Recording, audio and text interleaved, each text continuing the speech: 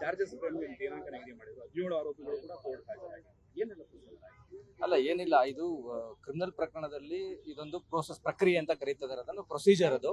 ಇವತ್ತು ಎಲ್ಲ ಆರೋಪಿಗಳು, ಜೈಲಲ್ಲಿರುವಂತಹ ಆರೋಪಿಗಳು ಮತ್ತೆ ಬೇಲಲ್ಲಿರುವಂತಹ ಆರೋಪಿಗಳು ಹಾಜರಾಗಿದ್ರು. ಇವತ್ತು ನ್ಯಾಯಾಲಯ ಅಂದ್ರೆ ದೋಷಾರೋಪಣೆಯನ್ನ ಹೊರತಂದ್ರೆ ಚಾರ್ಜಸ್ ಅಂತ ಕರೀತಾರೆ. ಅಂದ್ರೆ ಪೊಲೀಸ್ನವರು ಏನ್ ಇದುವರೆಗೂ ಇನ್ವೆಸ್ಟಿಗೇಷನ್ ಮಾಡಿ ಚಾರ್ಜ್ ಶೀಟ್ ಹಾಕಿದ್ರಲ್ಲ, ಅದು ಎವಿಡೆನ್ಸ್ ಅಲ್ಲ. ಇವತ್ತು ಕೋರ್ಟ್ ಏನು ಚಾರ್ಜಸ್ ಅಂತ ಒಂದು ಫ್ರೇಮ್ ಮಾಡಿದೆ, ಅದು that is called allegations, charges. ಅದ್ರ ಮೇಲೆ ಇವಾಗ ಕೇಸು ವಿಚಾರಣೆ ಸ್ಟಾರ್ಟ್ ಆಗಿದೆ. ಇವತ್ತು ದೋಷಾರೋಪಣೆಯನ್ನ ಹೊರಿಸಿದ್ದಾರೆ ಎಲ್ಲಾ ಆರೋಪಿಗಳ ಮೇಲೆ. ಇವತ್ತು ನೀವು ಈ ತರ ಒಂದು ನಿಮ್ಮ ಮೇಲೆ ಪ್ರಕರಣ ದರ್ಜ್ ಮಾಡಿದ್ದಾರೆ, ಈ ತರ ಸೆಕ್ಷನ್ಸ್ ಅಲ್ಲಿ ನೀವು ಅಪರಾಧ ಮಾಡಿದೀರಾ ಅಂತ ನಿಮ್ಮ ಮೇಲೆ ಇದು ಚಾರ್ಜ್ ಶೀಟ್ ಸಲ್ಲಿಸಿದ್ದಾರೆ ಅನ್ನೋದನ್ನ ದೋಷಾರೋಪಣೆಯನ್ನ ಬರೆದು ಇವತ್ತು ಜಡ್ಜ್ ಸಾಹೇಬರು ಓದಿದ್ದಾರೆ ಎಲ್ರಿಗೂ. ಅವರೆಲ್ಲರೂ ಸಹ ಆ ದೋಷಾರೋಪಣೆಯನ್ನ ನಿರಾಕರಿಸಿದ್ದಾರೆ.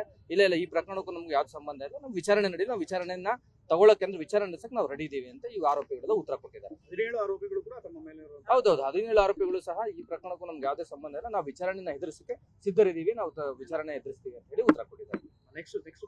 ನೆಕ್ಸ್ಟ್ ಇದಾದ್ಮೇಲೆ ಒಂದು ಡೇಟ್ ಫಿಕ್ಸ್ಡ್ ಡೇಟ್ ಫಾರ್ ಅಂದ್ರೆ ವಿಚಾರಣೆ ಅಂದ್ರೆ ಸಾಕ್ಷಿಗಳ ವಿಚಾರಣೆಗೆ ಒಂದು ದಿನಾಂಕ ನಿಗದಿ ಆಗುತ್ತೆ. ಅದಕ್ಕಿಂತ ಮುಂಚೆ ಪ್ರಾಸಿಕ್ಯೂಷನ್ ಅವರು ಒಂದು ಲಿಸ್ಟ್ ಆಫ್ ವಿಟ್ನೆಸಸ್ ಕೊಡಬೇಕು. ಅಂದ್ರೆ ಈ ಪ್ರಕರಣದಲ್ಲಿ ಎಷ್ಟು ಜನ ಸಾಕ್ಷಿಗಳಿದ್ದಾರೆ, ನಾವು ಯಾರನ್ನ ಮೊದಲು ಎಕ್ಸಾಮಿನೇಷನ್ ಅಂದ್ರೆ ವಿಚಾರಣೆ ಮಾಡ್ತೀವಿ, ಯಾರನ್ನ ನಂತರ ಎಕ್ಸಾಮಿನೇಷನ್ ಮಾಡ್ತೀವಿ, ವಿಚಾರಣೆ ಮಾಡ್ತೀವಿ ಅಂತ ಪ್ರಾಸಿಕ್ಯೂಷನ್ ಅವರು ಕೋರ್ಟ್ಗೆ ಮತ್ತೆ ನಮಗೆ ಅದು ಅವ್ರದ್ದು ಮುಂಚಿತವಾಗಿ ನಮ್ಗೊಂದು ಅರ್ಜಿ ಕೊಡಬೇಕಾಗುತ್ತೆ, ಅವ್ರ ಲಿಸ್ಟ್ ಆಫ್ ವಿಟ್ನೆಸಸ್ ಅಂತ.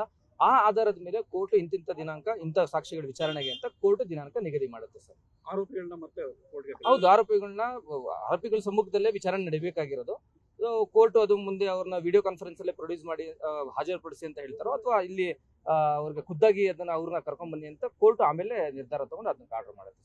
ಆರೋಪಿಗಳಿಗೆ ಮಾತಾಡೋದಕ್ಕೆ ಅವಕಾಶ ಹೌದು, ಆರೋಪಿಗಳು ಇಲ್ಲ, ನಾವು ಕೇಸ್ ವಿಚಾರದಲ್ಲಿ ಏನ್ ಬೇಕೋ ಅದನ್ನ ನಾವು ಡಿಸ್ಕಷನ್ ಮಾಡ್ಕೊಂಡಿದೀವಿ. ಇಲ್ಲಿ ನಾವು ಓಪನ್ ಅದನ್ನ ಕೇಸ್ ವಿಚಾರದಲ್ಲಿ ಮಾತಾಡ್ಕೊಂಡಿದೀವಿ. ನಮ್ಗೆ ಕೋರ್ಟ್ ಅದಕ್ಕೆ ಅವ್ರ ಜೊತೆ ಮಾತಾಡೋಕೆ ಅವಕಾಶ ಮಾಡಿಕೊಟ್ಟಿತ್ತು. ಎಲ್ಲ ಆರೋಪಿಗಳು ವಕೀಲರು ಸಹ ಅವ್ರವ್ರ ಜೊತೆಗೆ ಆರೋಪಿಗಳ ಜೊತೆ ಮಾತುಕತೆ ಮಾಡಿದ್ದಾರೆ. ನವೆಂಬರ್ 10ಕ್ಕೆ ಮತ್ತೆ ಆರೋಪಿಗಳು ಹಾಜರಾಗಬೇಕಿರೋದು. ಹೌದು, ಅದು ರೆಗ್ಯುಲರ್ ವಿಚಾರಣೆ ದಿನಾಂಕ ಇರೋದ್ರಿಂದ ಆರೋಪಿಗಳು ಅವತ್ತು ಹಾಜರಾಗಲೇಬೇಕಾಗುತ್ತೆ. ಅದು ವಿಡಿಯೋ ಕಾನ್ಫರೆನ್ಸ್ ಅಲ್ಲಿ ಹಾಜರುಪಡಿಸ್ತಾರೋ ಅಥವಾ ಇಲ್ಲಿ ಖುದ್ದಾಗ ಅವ್ರನ್ನ ಕರ್ಕೊಂಡ್ ಬರ್ತಾರೋ ಅದನ್ನ ನೋಡ್ಬೇಕಾಗುತ್ತೆ sir. Thank you. News first, ನಿರ್ಭೀತಿಯಿಂದ ನಿಮ್ಮ ಪರವಾಗಿ.